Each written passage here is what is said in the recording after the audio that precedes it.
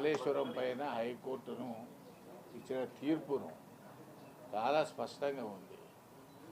అసలు కోర్టుకు పోయింది దేని మీద పోయినారు? బీసీ గోస్ కమిషను చట్ట విరుద్ధము కాబట్టి దాన్ని రద్దు చేయాలని పోయినారు. హైకోర్టు ఏం చెప్పింది?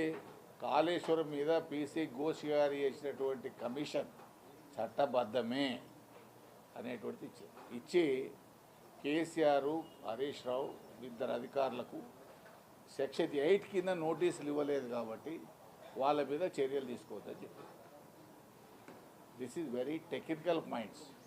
నేను దాని లోతులో పోను, ఎందుకంటే వాళ్ళు ఎవరు తిన్నారా ఎవరు తినలేదా ప్రజలకు తెలుసు, అందరికీ తెలుసు. దాని గురించి నేను ఎవరి మీద ఆరోపణలు చేయను. చాలామంది నిపుణులు ఏం చెప్తున్నారంటే కాళేశ్వరం అనేది భవిష్యత్తులో ఓవర్ బర్డెన్ అవుతుంది.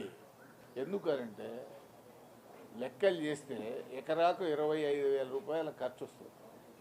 ప్రతి ఎకరా నీళ్ళు ఇస్తే మీకు 25,000 రూపాయల ఖర్చు వస్తుంది అనేటువంటి విషయం చెప్తా ఉన్నారు చాలామంది. కానీ దాన్ని ఎవరు పెద్దగా మనం పట్టించుకోలేదు.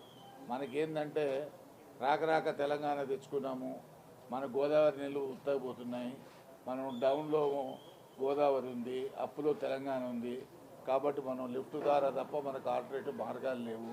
ఇటు గోదావరి మీదనేందంతే, ఇటు కృష్ణా బేసిన్లో అయినంతే.